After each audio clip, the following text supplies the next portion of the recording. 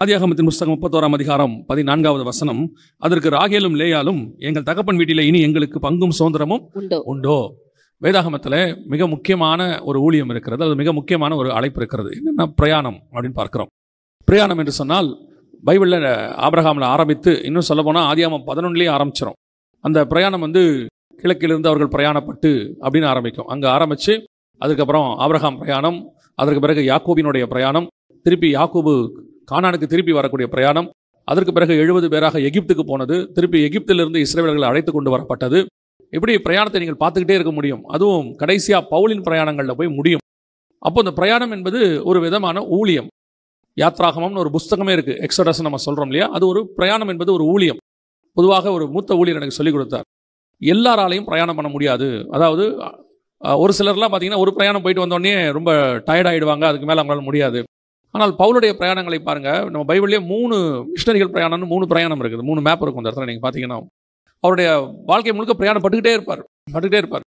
சில இடங்களில் பார்த்தீங்கன்னா அப்போஸ்தலர்கள்லாம் பேதுருலாம் பார்த்தீங்கன்னா அவர்களோ நாங்களோ ஜெபத்தில் தரித்திருப்போம்னு ஒரு இடத்துல உட்காந்துருவாங்க. ஆனால் இவரால் உட்காரவே முடியாது. அவர் போயிட்டே இருப்பார், நான் போகிறேன்னு போயிட்டே இருப்பார். ஒரு இடத்துல உட்கார சொன்னாலும் உட்கார மாட்டார். அது ஒரு அழைப்பு. அந்த பிரயாணம் என்பது ஒரு அழைப்பு. எப்படி ஒரு சபையில் இருந்து மெய்ப்பராக இருப்பது ஒரு அழைப்போ, அதே மாதிரி பிரயாணப்படுவது போதகராக அல்லது ஒரு இவாஞ்சலிஸ்டாக பிரயாணப்படுவது என்பது ஒரு அழைப்பு. அப்படி பல பிரயாணங்கள், ஆவிக்குரிய சத்தியங்கள் வேதாகமத்தில் இருக்கிறது. அதில் குறிப்பாக நான் அதிகம் தியானித்த அல்லது எனக்கு ஆண்டவர் நிறைய சொல்லிக் கொடுத்ததான பிரயாணத்தில் ஒன்று இந்த பிரயாணம். அதாவது யாக்கோபோடு கூட அவனுடைய 2 மனைவிகளும் பிரயாணப்படுகிறார்கள். அவங்க சொல்ல ஆரம்பிக்கும் போது அவங்க சொல்கிற வார்த்தை என்ன அப்படின்னு கேட்டிங்கன்னா, அப்பொழுது ராகேலும் லேயாலும் ஒருமனப்பட்டு ஒரு வார்த்தை சொல்கிறாங்க, இனி எங்கள் தகப்பன் வீட்டில் எங்களுக்கு என்ன கிடையாது, சுதந்திரமும் பங்கும் எங்களுக்கு கிடையாது. அதாவது சிரியா தேசத்திலிருந்து லாபான் வீட்டிலிருந்து அவங்க புறப்படுறாங்க. இது சபையானது தன் மணவாளனோடு கூட யாக்கோபோடு கூட புறப்பட்டு கானானுக்கு போகிறதான ஒரு பிரயாணம். நாமும் இன்னைக்கு அப்படித்தான் இயேசு கிறிஸ்துவோடு கூட கானானுக்கு போவதற்காக பிரயாணப்பட்டு இருக்கிறோம். யாத்ராகமத்தில் எகிப்தை விட்டு அவங்க பிரயாணப்பட்டதை நம்ம நிறைய தியானிக்கிறோம் இல்லையா. அதே மாதிரி தான் இதுவும் ஒரு வகையான தியானம். இங்கே 2 சபைகள் புறப்படுகிறது, 2 வகையான சபைகள் புறப்படுகிறது. ஒன்று ராகேல், இன்னொன்று லேயால். அப்படி புறப்பட்டு அவர்கள் போகும்பொழுது அவங்களுடைய முடிவு எப்படி இருக்கிறது அப்படின்னு சொல்லி நீங்கள் பார்த்தீங்கன்னு சொன்னால், ஆதியாகமத்தின் புஸ்தகம் 35ஆம் அதிகாரம் 19வது வசனத்தை வாசிக்கும். ராகேல் மரித்து பெத்லகேம் என்னும் எப்ராத்தா ஊருக்கு போகிற வழியிலே அடக்கம் பண்ணப்பட்டாள். இன்னொரு வசனத்தையும் வாசிங்க. ஆதியாகமத்தின் புஸ்தகம் 49ஆம் அதிகாரம் 31வது வசனத்தையும் வாசிக்கும். அங்கே ஆபிரகாமையும் அவர் மனைவியாகிய சாராளையும் அடக்கம் பண்ணினார்கள். அங்கே ஈசாக்கையும் அவர் மனைவியாகிய ரெபேக்காளையும் அடக்கம் பண்ணினார்கள். அங்கே லேயாளையும் அடக்கம் பண்ணினேன். இப்போ இந்த பிரயாணத்தில் நீங்க நல்லா கவனிச்சு பார்த்தீங்கன்னு சொன்னா, பழைய ஏற்பாட்டை பொறுத்த வரைக்கும் அவர்கள் போய் அந்த தேசத்தில் சேர்ந்து தன் பிதாக்களண்டையிலே அவர்கள் அடக்கம் பண்ணப்பட்டார்கள் என்பது ஒரு வகையான ஆவிக்குரிய சத்தியம். அவங்க போய் அங்கே ரீச் ஆயிட்டாங்க. இந்த அடக்கம் பண்ணப்பட்ட கல்லறைகள் தான் இயேசு கிறிஸ்து மரிக்கும் பொழுது கல்லறைகள் திறந்தன, பரிசுத்தவான்கள் காணப்பட்டார்கள்னு இருக்கு. அப்போ முதல்ல ஆபிரகாம் கானானுக்கு போய் வாங்கினது கல்லறைன்னு பார்க்குறோம். மக்பேலா குறையில வாங்கினாரு. அங்கேதான் ஆபிரகாம் சாராள், அங்கேதான் ஈசாக்கு ரெபேக்காள், அங்கேதான் யாக்கோபு லேயால் எல்லாம் அடக்கம் பண்ணப்பட்டார்கள் அப்படின்னு சொல்லி பார்க்கிறோம். ஆனால் இந்த 2 பேரும் புறப்பட்டாங்க, 2 சபையும் புறப்பட்டது. பெண் அந்த 2 மணவாட்டிகளும் புறப்பட்டார்கள். நம்ம எல்லாருக்கும் தெரியும், அந்த சத்தியம் தெரியும். மணவாட்டி என்பது, பெண் என்பது ஒரு சபைக்கு அடையாளமாக இருக்கிறது, ஸ்திரீ என்பது அடையாளமாக இருக்கு. இப்ப 2 பேரும் புறப்படுகிறார்கள். அப்படி புறப்படும் பொழுது ஒரு சபை வழியிலேயே மடிந்து போகிறது, கல்லறை வரைக்கும் போகவில்லை என்று சொல்லி பார்க்கிறோம். அவள் எப்ராத்தாவுக்கு அந்த 35:19 திருப்பி வாசிங்க பாப்போம். ராகேல் மரித்து பெத்லகேம் என்னும் எப்ராத்தா ஊருக்கு போகிற வழியிலே அடக்கம் பண்ணப்பட்டாள். அங்கேயே அடக்கம் பண்ணப்பட்டா. அவ போய் சேரல, அந்த கல்லறைக்கு போய் சேரல. பழைய ஏற்பாட்டை பொறுத்த வரைக்கும் அந்த கல்லறையில் போய் சேருவது, பிதாக்களண்டையில் அடக்கம் பண்ணப்படுவது என்பது ஒரு முழுமை. அவங்க அங்க போய் இருந்தாங்க, அங்க இருந்து தான் அவங்க உயிர்ப்பிக்கப்பட்டாங்க, அல்ல அது கல்லறை திறந்தது, அவங்க உயிரோடு கூட இயேசு கிறிஸ்து வரும்போது காணப்பட்டார்கள்னு இருக்கு. அப்போ ராகேல் போகிற வழியிலேயே அடக்கம் பண்ணப்பட்டாள். அவள் போய் ரீச் ஆகல அப்படின்னு சொல்லி பார்க்கிறோம். ஆனால் லேயாளோ அந்த சாராள், ஆபிரகாம், ஈசாக்கு, ரெபேக்காள் இருக்கிற கல்லறைக்கு கொண்டு போகப்பட்டாள். லேயாள் முடிவில் அவள் ஃபுல்ஃபில்மெண்ட், ரீச் ஆயிட்டான்னு அர்த்தம். கானானுக்குள்ள போய் அந்த கல்லறைக்குள்ள ரீச் ஆயிட்டான்னு அர்த்தம். அப்ப இந்த 2 பிரயாணத்துல 2 பேரும் ஒரே பிரயாணம் தான், 2 பேரும் ஒரே டெடிகேஷன் தான். 2 பேரும் ஆரம்பிக்கும் போது ஒரே டெடிகேஷன் ஊழியத்துல அல்லது அழைப்புல, இனி எங்களுக்கு தகப்பன் வீட்டில் என்ன கிடையாது, சுதந்திரம் கிடையாது, நாங்க உங்க கூட வந்துடுறோம். அப்படித்தான் இன்னைக்கு அநேக சபைகள், உலகத்தில் இருக்கிற அத்தனை சபைகளும், அத்தனை ஊழியர்களும், அத்தனை ஆவிக்குரியவர்களும் இயேசு கிறிஸ்துவோடு கூட புறப்பட்டவர்கள். ஆரம்பிக்கும் பொழுது ஒருத்தர் கூட சாதாரணமா ஆரம்பிக்கல. அதனாலதான் ஆண்டவர் சொல்வாரு, ஆதியிலே கொண்டிருந்த அன்பை விட்டாய் என்று. அந்த ஆதியில ஸ்டார்ட் பண்ணும்போது எல்லாருக்குமே ஒரே டெடிகேஷன் தான். ரட்சிக்கப்பட்டு வரும்பொழுது கர்த்தர் மேல பயங்கரமான பாசம் தான், கானானுக்கு பரலோகத்துக்கு போகணுங்கிற ஒரு ஆசை தான். அந்த பிரயாணம், ஆவிக்குரிய பிரயாணத்தை தொடங்கினதுல நம்ம எல்லாம் ஒரே விதமாக தான் தொடங்கணும். ஆனால் ஒரு சிலர் வழியிலேயே மடிந்து போனார்கள் என்று வேதம் சொல்லுது. ஒரு சிலர் பாதியிலேயே ஓட்டத்தை முடித்து விட்டார்கள், முழுமை பெறவில்லை. லேயாளோ கடைசி வரைக்கும். இன்னும் சொல்ல போய் நீங்க பாத்தீங்கன்னு சொன்னா, யாக்கோபு நேசித்ததை யாருன்னா ராகேலை தான் நேசிச்சார். அவர் 14 வருஷம் வேலை பார்த்தாரு. என் கணக்குக்கு 14 வருஷமா ராகேலுக்காக தான் வேலை பார்த்தாரு. லாபான் தான் அதை பிரிச்சு எடுத்துப்பாரு. லேயாளுக்கு 7 ராகேலுக்கு 7 எடுத்துப்பாரு. ஆனா யாக்கோபு வேலை பார்த்தது ராகேலுக்காக தான். 14 வருஷமா வேலை பார்ப்பாரு. வேலை பார்த்து அந்த அளவுக்கு யாக்கோபு ராகேலை நேசிக்கிறார். அப்ப யோசிச்சு பாருங்க, தேவன் எல்லாரையுமே நேசிக்கத்தான் செய்கிறார். அத்தனை பேரையும் தேவன் அதிகமாக நேசிக்கிறார். அப்படி இருக்கும் பொழுது ஒரு சிலர் தங்கள் அழைப்பை பூர்ணப்படுத்தவில்லை, தங்களுடையதான ஓட்டத்தை முடிக்கவில்லை, தங்களுக்கு கர்த்தர் கொடுத்த தரிசனத்தை முடிக்கவில்லை. பாதியிலேயே அவர்கள் அடக்கம் பண்ணப்பட்டார்கள். போகிற வழியிலேயே அவர்கள் ஓட்டம் முடிந்து விட்டது. ஆனால் லேயாளோ அந்த முடிவுக்கு, மக்பேலாவுக்கு முடிவு பரியந்தம் ஓடி முடித்தாள். அப்ப அந்த ஓட்டத்தை ஓடி முடிக்கிறதுல நம்ம முழுமை பெறுகிறோமா? கடைசி வரைக்கும். அதான் வசனம் சொல்லுது, முடிவு பரியந்தம் நிலை நிற்பவனே ரட்சிக்கப்படுவார். இன்னைக்கு நம்ம அதான் பவுல் அழகா சொல்றாரு, உங்கள் ரட்சிப்பு பூரணப்பட பிரயாசப்படுங்கள். ஒவ்வொரு நாளும் ரட்சிக்கப்பட்டு பூரணப்படணும். இன்னைக்கு ஓட்டத்தை தொடங்கினவங்க இருக்கிறாங்க, ஆவிக்குரிய ஓட்டத்தை ஓடுறவங்க இருக்கிறாங்க. ஆனால் எத்தனை பேர் முழுமை பெறுகிறோம்? கடைசி வரைக்கும் எத்தனை பேர் ஓடி முடிக்கிறோம் அப்படிங்கிறது முக்கியம். நீங்க பைபிள்ல எத்தனையோ ஊழியக்காரங்களை பாருங்க, எலியா எலிசெல்லாம் ஓடி முடிப்பாங்க, கேயாசி பிழையாம் ஓடி முடிக்க மாட்டாங்க. அப்போஸ்தலர்களை பாருங்க, மத்த அப்போஸ்தலர்லாம் ஓடி முடிப்பாங்க, யூதாஸ் ஓடி முடிக்க மாட்டாரு. நம்ம எல்லாருக்கும் தெரியுது, நிறைய பேர் இருக்காங்க. ஏன் ஒவ்வொருத்தரையும் நம்ம எடுத்து பார்க்க போறதில்ல, இந்த 2 பேரை மட்டும் பார்க்க போறோம். இவங்க 2 பேர்ல ஏன் ராகேல் இங்கே ஏன் நின்று போனால், வழியிலேயே ஏன் அடக்கம் பண்ணப்பட்டால், ஏன் இந்த சபை பூர்ணப்படவில்லை, ஏன் அநேக ஆவிக்குரிய வாழ்க்கை பூர்ணப்பட மாட்டேங்கிறது அப்படின்னு சொல்லி பார்க்கும்பொழுது அதற்கு ஒரு சில காரியங்கள் காரணமாக இருக்கிறது. நம்ம அதுலதான் 1-2 இன்னைக்கு நம்ம பார்க்க போகிறோம். முதலாவதாக வாசிங்கள், ஆதியாகமத்தின் புத்தகம் 31ஆம் அதிகாரம் 33-34 வாசிங்க. அப்பொழுது லாபான் யாக்கோபின் கூடாரத்திலும் லேயாளின் கூடாரத்திலும் 2 வேலைக்காரர்களின் கூடாரத்திலும் பிரவேசித்து பார்த்தும் ஒன்றும் கண்டுபிடிக்கவில்லை. பின்பு லேயாளின் கூடாரத்தை விட்டு ராகேலின் கூடாரத்துக்கு போனான். ராகேல் அந்த சொருபங்களை எடுத்து ஒட்டக சேனத்தின் கீழ் வைத்து அதன் மேல் உட்கார்ந்திருந்தாள். லாபான் கூடாரம் எங்கும் தடவி பார்த்தும் அவைகளை கண்டுபிடிக்கவில்லை. நல்லா கவனிச்சுக்கொள்ளுங்க. தங்கள் தகப்பன் வீட்டிலிருந்து எந்தவித சுதந்திர விதமும் இல்லை என்று சொல்லி எல்லாவற்றையும் விட்டு எடுத்துக்கிட்டு வந்துட்டாங்க. எல்லாத்தையும் விட்டுட்டு வந்தாச்சு. யாக்கோபு கூட என்ன பண்றாரு, தான் சம்பாதித்தவைகளை மட்டும்தான் எடுத்தாரு. லாபான் சம்பாதிச்ச உடனே என்ன செய்யல, அங்க எடுக்கவே இல்லை, எல்லாத்தையும் விட்டுட்டு வந்துட்டாரு. இப்போ இந்த பிரயாணத்துல ராகேல் வழியிலே அடக்கம் பண்ணப்படுவதற்கு முதலாவது காரணம் என்ன அப்படின்னு சொல்லி பாத்தீங்கன்னு சொன்னா, பிரயாணப்படும் போது ராகேல் செய்த மிக முக்கியமானது என்ன அப்படின்னா, தன் தகப்பன் வீட்டிலிருந்து சொரூபங்களை எடுத்துக்கொண்டு வந்து தன்னுடைய கூடாரத்துக்குள் மறைத்து வைத்தாள். இதுதான் இன்னைக்கு ஆவிக்குரிய விஷயத்துல மிக முக்கியமாய் பார்க்க வேண்டியது. ஆண்டவர் உங்களை என்னையும் அழைக்கும் பொழுது நாம் எல்லாவற்றையும் விட்டு பின்தொடர்கிறோம், எல்லாவற்றையும் விட்டு பின்தொடர்கிறோம். ஆனால் எல்லாவற்றையும் விட்டு வந்தோமா என்பதுதான் கேள்வி. இன்னைக்கு வரும்பொழுது, உலகத்திலிருந்து வரும்பொழுது, பழைய வாழ்க்கையிலிருந்து வரும்பொழுது நாம் என்ன செய்கிறோம், அங்கிருந்து அநேக காரியங்களை எடுத்துக்கொண்டு வருகிறோம். அதை எடுத்துக்கிட்டு வந்து கேட்டா நம்ம அதுக்கு சொல்லுவோம், அதுக்கு சில காரணங்கள் சொல்லுவோம், உரிமைகள் சொல்லுவோம், என்னதுன்னு சொல்லுவோம், அல்லது இதை நான் இங்கே யூஸ் பண்ண போறேன், இதை கொண்டு போக போறேன் அப்படின்னு சொல்லுவோம். ஆனால் கர்த்தர் சொல்ற மிக முக்கியமான விஷயத்துல ஒண்ணு என்னன்னா, எல்லாவற்றையும் விட்டு என்னை பின்பற்றி வா. அழைக்கப்பட்டவங்க நல்லா கவனிச்சு பாருங்க. இயேசுக்கு பின்னாடி வரவங்க அத்தனை பேரும், நான் சொல்றது பழைய ஏற்பாட்டில இருந்து சொல்றேன். இப்ப ஆபிரகாம் ஆண்டவர் சொல்லும்பொழுது, உன் தேசத்தையும் உன் இனத்தையும் உன் தகப்பன் வீட்டையும் விட்டு என்னை பின்பற்றி வா. எலியாவை எலிசா கூப்பிடும் போது எலிசா என்ன செய்யறாரு, அவர் வச்சுக்கிட்டு இருந்த அந்த ஏறு மாடு ரெண்டையும், ஏரை உடைத்து மாடை கொன்று சமைச்சு எல்லாருக்கும் போட்டுட்டு வர்றாரு. இனி எங்கிட்ட ஒன்றும் இல்லை, பழையவைகள் ஒன்றும் இல்லை, எல்லாத்தையும் விட்டுட்டு வருகிறேன் என்று அர்த்தம். இன்னைக்கு நாம வரும்பொழுது அப்படி எல்லாவற்றையும் விட்டு விட்டு ஆண்டவர்கிட்ட வந்திருக்கிறோமா? அதான் கேள்வி. இன்னைக்கு நாம் பழைய பாவங்கள், பழைய காரியங்கள் இன்னும் வைத்துக் கொண்டிருக்கிறோம், இன்னும் மறைச்சு வச்சுக்கிட்டு இருக்கிறோம். அநேகருக்கு இந்த பிரச்சனை இருக்குது. இப்ப இஸ்ரவேல் ஜனங்க எகிப்துல இருந்து வந்தாச்சு, வந்துட்டாங்க. எகிப்துல இருந்து என்னப்பா கொண்டு வந்தீங்க? கர்த்தர் சொன்ன பொன் வெள்ளி மட்டும் தான் கொண்டு வந்தோம், வேற எதுவும் கொண்டு வரல. ஆனால் எகிப்தினுடைய கொமுட்டை காயும், எகிப்தினுடையதான இறைச்சியும் அந்த பாத்திரமும் இன்னும் மைண்ட்ல இருக்குது, இன்னும் மைண்ட்ல இருக்குது. இது அவர்களை வழியிலே கொன்று போட்டது என்று சொல்லி பார்க்கிறோம். அவர்கள் மடிந்து போனார்கள், முறுமுறுத்தார்கள், அவர்கள் கொன்று போட்டது. இன்னைக்கு பழைய காரியங்கள் இன்னும் நமக்குள்ள இருக்கு, அங்கிருந்து வந்த காரியங்கள். இதுல நான் 2 வகை சொல்றேன். ஒன்று, அங்கிருந்து வரக்கூடிய பாவங்களை ஃபர்ஸ்ட் சொல்றேன். அங்கிருந்து வரக்கூடியதான பாவங்கள் நாம் விட்டு விட்டு வந்துட்டோம். ஒரு காலத்துல எல்லாத்தையும் விட்டு என்னை பின்பற்றுவான்னு சொல்லும் போது நம்ம எல்லாத்தையும் விட்டுட்டு வந்தோம், உண்மைதான். ஆனால் இன்னும் அங்க இருக்கிற பழைய பழக்க வழக்கங்கள், அங்க இருக்கக்கூடியதான சில விதமான காரியங்கள், முறைமைகள் அல்லது சில பாரம்பரியங்கள் இன்னும் நமக்குள்ள இருக்கு, இங்க வந்து இருக்கு. அதை இன்னும் நம்ம மறைச்சு வச்சுக்கிட்டு இருக்கிறோம். வரும்போது நிறைய காரியங்களை கொண்டு வருகிறோம். இது ஒரு வகையான அங்கிருந்து வரக்கூடியதான பாவங்கள், அநேக காரியங்கள் மறைச்சு வச்சிருக்கிறோம். இப்ப லேயாளுடைய கூடாரத்தை பார்த்தபோது அதில் ஒன்றும் இல்லை.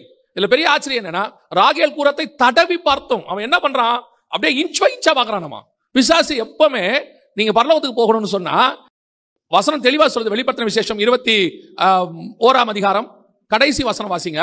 அதுல ஒரு பர்டிகுலர் வேர்ட் தான் ரொம்ப முக்கியம். தீட்டுள்ளதும் அருவருப்பையும் பொய்யையும் நடப்பிக்கிறதுமாகிய ஒன்றும் அதில் பிரவேசிப்பதில்லை. அந்த வேர்டே ரொம்ப முக்கியம் தான். ஒன்றும் அதில் பிரவேசிப்பதில்லை. நம்ம என்ன நினைச்சுக்கிறோம்னா, நமக்கு தெரிஞ்ச அளவுக்கு நம்ம பரிசுத்தமா இருக்கிறோம், நமக்கு தெரிஞ்ச அளவுக்கு விசுவாசமா இருக்கிறோம், ஓரளவுக்கு ஸ்பிரிச்சுவலா இருக்கிறோம், இது போதும் அப்படின்னு நம்ம நினைக்கிறோம். நம்ம ஒரு சில இவங்களா இருக்கிறாங்க, ஒரு 70 எடுத்தா போதுங்க, பாஸ் பண்ணா போதும். ஒரு சிலர் இருக்கிறாங்க, இல்லடா கொஞ்சம் 90 எடுக்கணும்பாங்க. ஒரு சிலர் மட்டும் 100 எடுக்கணும்னு நினைப்பாங்க. அந்த மாதிரி ஒரு மைண்ட் செட் தான் நம்ம ஆண்டவருக்கு இருக்குது. தீட்டுள்ளதும் அருவருப்பையும் பொய்யையும் நடப்பிக்கிறதுமாகிய ஒன்றும் அதில் பிரவேசிப்பதில்லை. Not even a single one. அப்ப கர்த்தர் எதிர்பார்க்கறது பெர்ஃபெக்ஷன். அந்த பெர்ஃபெக்ஷனுக்கு பாத்தீங்கன்னா தடவி பார்த்து ஒண்ணு கூட இருக்க கூடாதாமா, எதுவுமே இருக்க கூடாது. இன்னைக்கு சபை அப்படிப்பட்டதான ஒரு பரிசுத்தத்தில் இருக்கிறதா? அங்கிருந்து கொண்டு வரப்பட்ட பாவங்கள், அங்கிருந்து கொண்டு வரப்பட்டதான முறைமைகள், பழக்க வழக்கங்கள் இன்னும் இருக்கு. இங்க உட்கார்ந்துகிட்டு அதை சரின்னு வேற பேசுவாங்க, அதுக்கு ஒரு மூட நம்பிக்கையை வச்சுப்பாங்க, எல்லாத்தையும் வச்சுக்கிட்டு இதெல்லாம் தகப்பன் வீட்டுல இருந்து வந்தது, அங்கிருந்து கொண்டு வந்தது. இந்த பழக்க வழக்கம் இன்னும் எங்க இருக்குது? இது எல்லாம் பழவைகள் எல்லாம் ஒளிந்து போனன்னு இருக்கு, தகப்பன் வீட்டுல இருந்து கொண்டு வந்து வச்சிருக்கு. இந்த முறைமைகள் ஒரு நாள் உன்னை தகப்பன் வீட்டுக்கு போக விடாது. அது கொஞ்சம் கொஞ்சமா உன்னை இழுத்துக்கிட்டே வரும், அப்படியே வரும், ஒன்னொன்னுலயும் வரும். இவர்கள் எல்லோரும் தகப்பனுடைய சொரூபத்தை திருடி கொண்டு வந்தவர்கள், மறைச்சு வச்சிருக்கிறவங்க, அதுக்கு ஒரு ஸ்பிரிச்சுவல் மூலாம் பூசுகிறவர்கள். இது ஒரு நாள் உங்களை பரலோகத்திற்கு போக விடாது. வசனம் தெளிவா சொல்லுது, கர்த்தர் தெய்வமானால் கர்த்தரிடத்தில் வாங்கள், பாகால் தெய்வமானால் பாகாலிடத்தில் வாங்கள். ரெண்டையும் ஒன்னா கனெக்ட் பண்ண முடியாது. இன்னைக்கு உலகத்தினுடைய காரியங்கள், நோவா காலத்துல ஜனங்கள் அழிந்து போனதுக்கு மிக முக்கியமான காரணம் என்னவென்றால், வேதம் தெளிவா சொல்லுது, தேவபுத்திரர் மனுஷகுமார்த்திகள் அதிக சௌந்தரியம் உள்ளவர்கள் என்று கண்டு அவர்களோடு கூட பெண் கொண்டார்கள். ஆண்டவர் சொல்றாரு, என் ஆவி மனுஷனோடு கூட போராடுவதில்லை. இன்னைக்கு ஆவிக்குரிய சபை உலகத்தோடு கூட போய் கலந்து விடுகிறது, உலகத்தினுடைய சொரூபங்களை எடுத்துக்கொண்டு வந்து இங்க வச்சுக்குது. அங்க நடக்கிற எல்லா முறைமையும் இருக்கு. இது ஒரு படி தாண்டி ஸ்பிரிச்சுவலா அங்க இருக்கிற மியூசிக் இங்க வந்துருச்சு. கேட்டு பாருங்க, அங்க இருக்கக்கூடிய முறைமைகள் அந்த உலகத்தினுடைய சபைகள்ல என்னென்ன இருக்குதோ, உலகத்தினுடைய காரியங்கள் என்னென்ன இருக்குதோ எல்லாம் சர்ச்சுக்குள்ள இருக்கு. எல்லாத்தையும் போட்டு மறைச்சு வச்சுக்கிறான். அது பாக்குறதுக்கு எப்படி இருக்குது? சபை ஸ்பிரிச்சுவல் சபை மாதிரி தெரியுது. இங்க என்ன உலகத்தாந்த இல்லைன்னு சொல்லுங்க. இனி கடைசி காலத்தில் அது மிக மோசமாக சபைக்குள் உள்ள நுழைய தொடங்கிருச்சு. அப்படியே ஆரம்பிச்சு கொஞ்சம் கொஞ்சமா ஆரம்பிச்சு, அதாவது இசை என்பது அல்லது பாட்டு என்பது அல்லது வார்த்தை என்பது சபையிலிருந்து தான் உலகத்துக்கு போனோம், அப்பதான் அவங்க ரட்சிக்கப்படுவாங்க. இப்ப கடைசி காலத்துல உலகத்துல இருந்து சபைக்குள்ள கொண்டு வராங்க, அதை சரின்னு பேசுறவங்களும் இருக்காங்க. அப்ப இங்கே அப்படிப்பட்ட பிரசங்கங்கள் இந்த கூடாரத்துக்குள், ராகேல் கூடாரத்துக்குள் இருக்கு. அப்பனா உலக ஆசீர்வாதங்களுக்கு இல்லையா? உலகத்தில் உனக்கு என்ன தேவையோ அதை பரலோகம் வச்சிருக்கு. இப்ப ராகேலுக்கு என்ன குறை சொல்லுங்க? யாக்கோபுடைய ஆசீர்வாதங்கள்ல பாதி அவளுக்கு தான் சொந்தம், எல்லாம் அவளுக்கு தான் வச்சிருக்கிறாரு. யாக்கோபு அதிகமா நேசிக்கிறாரு, கூட்டு உட்கார வச்சிருக்கிறாரு. யாக்கோபு கிட்ட இல்லாத அப்படி என்ன பெரிய ஆசீர்வாதம் லாபான்ட்ட இருக்குது? கானான்ல இல்லாத என்ன பெரிய ஆசீர்வாதம் சிரியால இருக்குது? இயேசு கொடுக்காத என்ன ஆசீர்வாதம் உலகத்துல இருக்கு நீங்க நினைக்கிறீங்க? நான் உங்களுக்கு சொல்றேன், உலகத்துல இருக்கக்கூடிய எந்த தாளந்து, எந்த மகிமை, எந்த விதமான கனம் பொருந்த காரியங்கள் எதுவும் சபைக்குள் கர்த்தர் வச்சதுக்கு ஈடு ஆகவே ஆகாது. இது எல்லாத்தை விட மேலானது. இன்னைக்கு சபை அதை விரும்புகிறது. அந்த தகப்பன் வீட்டில் அங்க இருக்கிறத விரும்புது. அங்க இருக்கக்கூடியதான அரசியல், அங்க இருக்கக்கூடியதான களியாட்டம், அங்க இருக்கக்கூடியதான கேடான காரியங்கள் எல்லாத்தையும் கொண்டு அந்த சபையில உட்கார வச்சுக்கிட்டு அது மேல இது உட்கார்ந்துகிட்டு, எங்கிட்ட அப்படிலாம் ஒண்ணு இல்லையே. ஒரு நாள் இந்த சொரூபம் உன்னை கொன்று போடும்.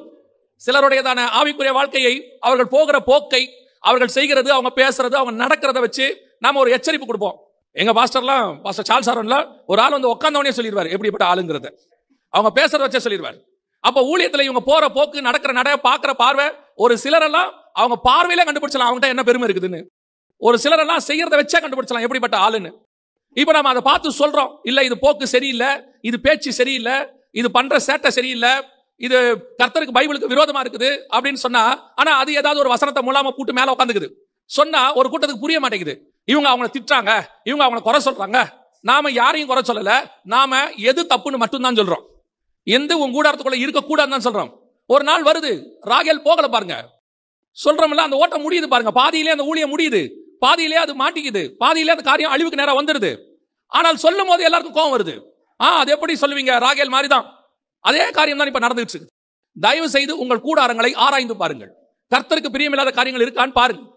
பல நேரங்களில் நம்ம அங்கிருந்து எடுத்துட்டு வந்துருவோம். அதோட பெரிய கொடுமை என்னன்னா, நமக்கு அது தப்புனே தெரியாது. இப்ப சரின்ற மாதிரி போயிட்டே இருப்போம். எத்தனையோ முறைமைகள் உலகத்திலிருந்து வந்தது, எத்தனையோ காரியங்கள் உலகத்திலிருந்து கொண்டு வரப்பட்டது. அது எல்லாத்தையும் கிளியர் பண்ணுங்க.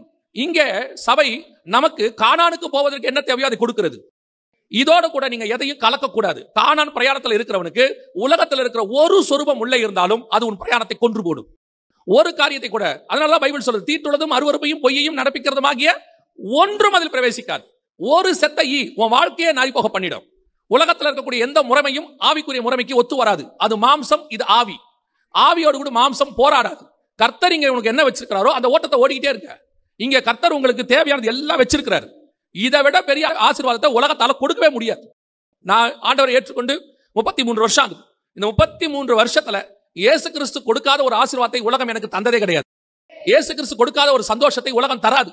உலகம் கொடுக்கக்கூடிய சந்தோஷம் சில நிமிஷம், சில மணி நேரம், ஒரு ராத்திரி, சில நாட்கள், அதோடு கூட அந்த சந்தோஷம் முடிவுக்கு வரும். ராகேல் மாதிரி டெம்பரவரி.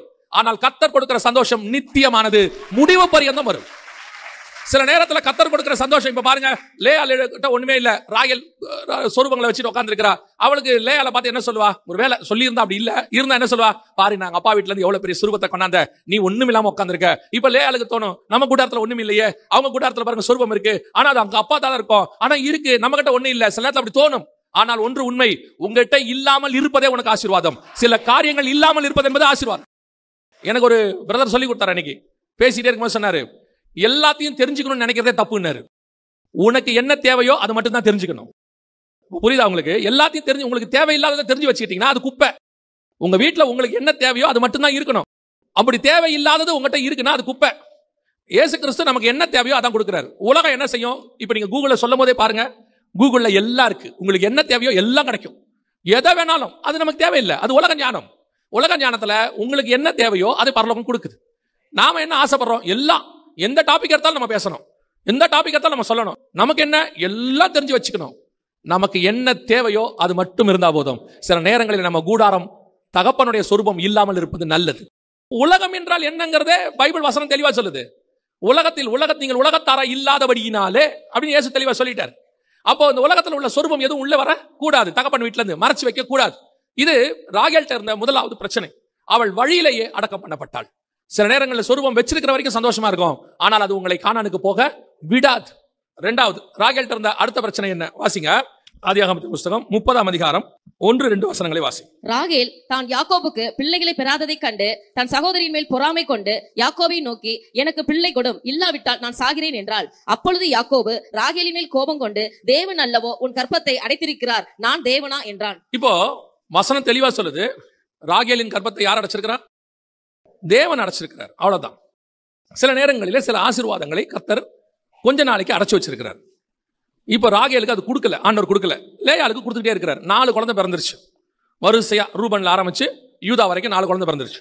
இங்க அக்காக்கு குழந்தை பிறகுது, இவளுக்கு இல்ல.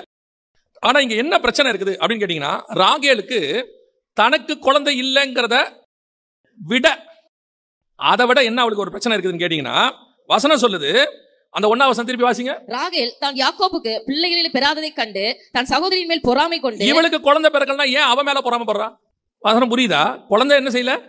எனக்கு இல்ல. சரி, எனக்கு இல்லங்கிறது தான் பிரச்சனை இப்போ. ஆனால் தன் சகோதரியின் மேல் பொறாமை கொண்டு, இதுதான் 2வது பிரச்சனை. என்ன பிரச்சனை? சில காரியங்களை கர்த்தர் உங்களுக்கு இப்ப கொடுக்கல, அவ்வளவுதான். நீங்க பின்னாடி வாசிச்சு பாருங்க, வசனம் சொல்லும். 22வது வசனத்தை வாசிங்க. தேவன் ராகேலை நினைத்தருளினார், அவளுக்கு தேவன் செவி கொடுத்து அவள் கற்பம் தரிக்கும்படி செய்தார். கர்த்தர் கண்டிப்பாக ஒரு நாள் நினைத்தருளுவார். கர்த்தர் அந்த ஆசீர்வாதம் உனக்கு கொடுக்கணும்னு வச்சதை ஒரு நாள் கண்டிப்பா உங்களுக்கு தருவார். ஆனா அதுக்கு ஒரு டைம் வச்சிருப்பார். எல்லாத்துக்கும் கர்த்தர் டைம் வச்சிருக்கார். ரீசன் இருக்கு. கர்த்தருக்கு ஒரு ரீசன் இருக்கு. இப்போ எனக்கு தரல, அது கூட இப்ப இங்க பிரச்சனை இல்ல.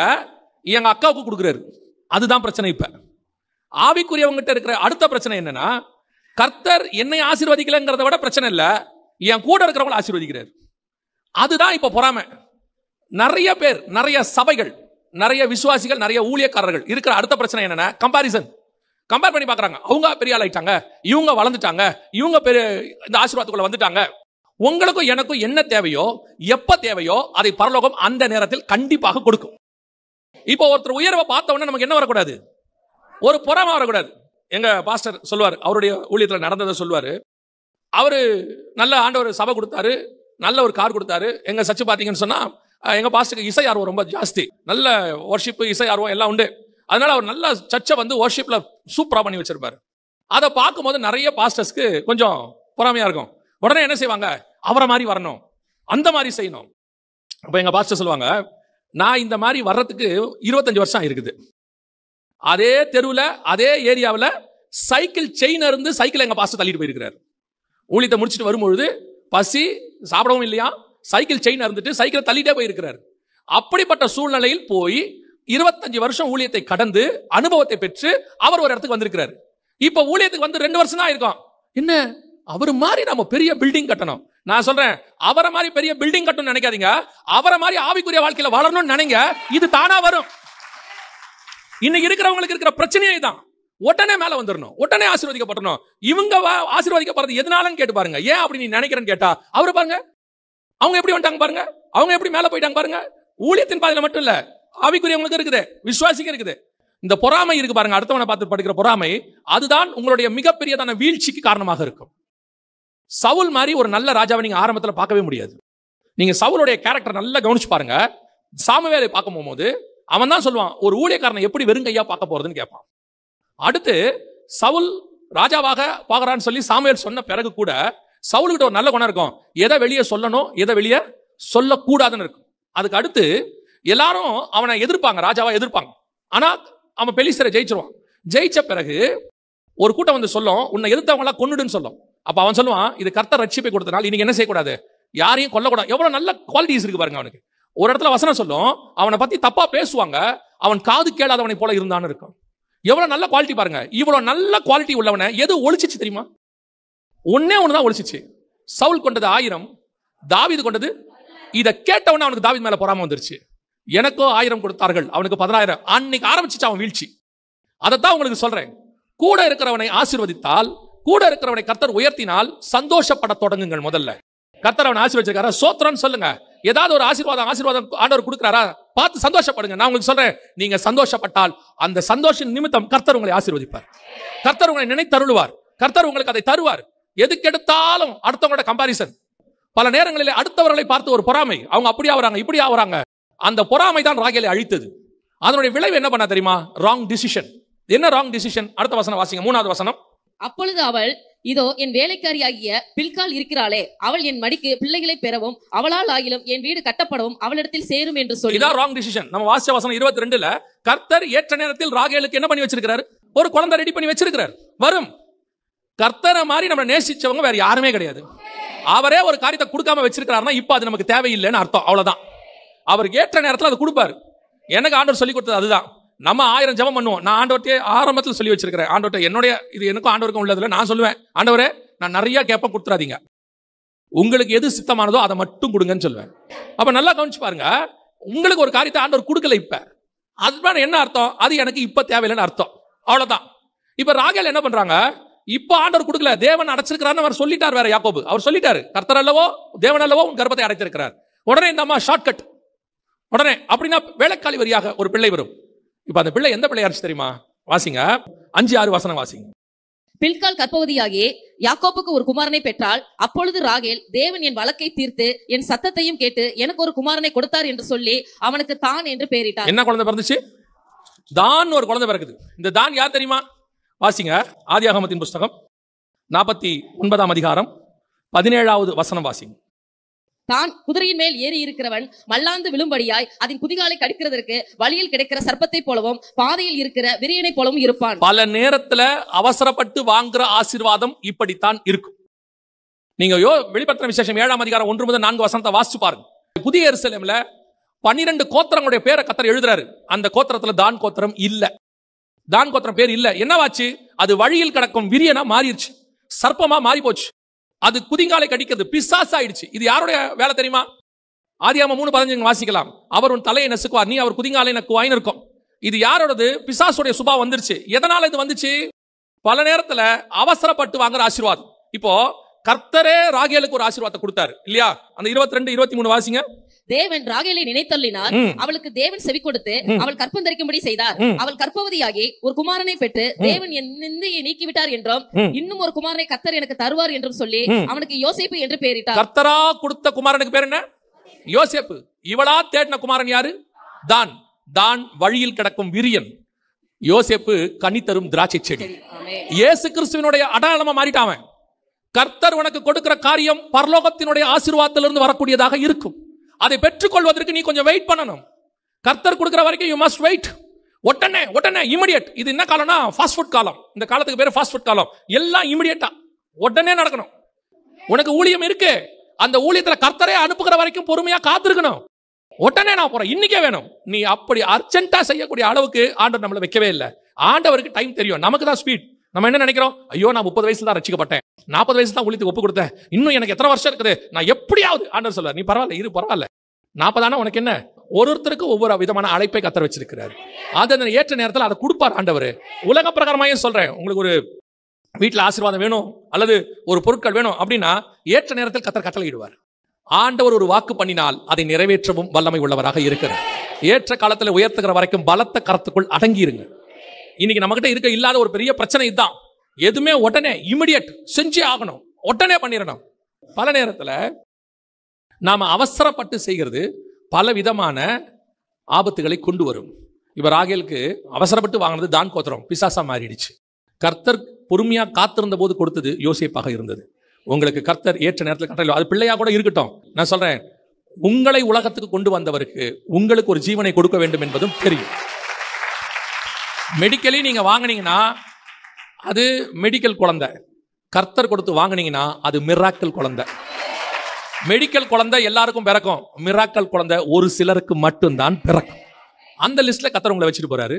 பொறுமையோட காத்துருங்க. 5 வருஷம் என்ன 10 வருஷம் என்ன, ஏற்ற நேரத்தில் கட்டளையிடுவதற்கு கர்த்தர் வல்லமை உள்ள தேவனாக இருக்கு. அல்லேலூயா.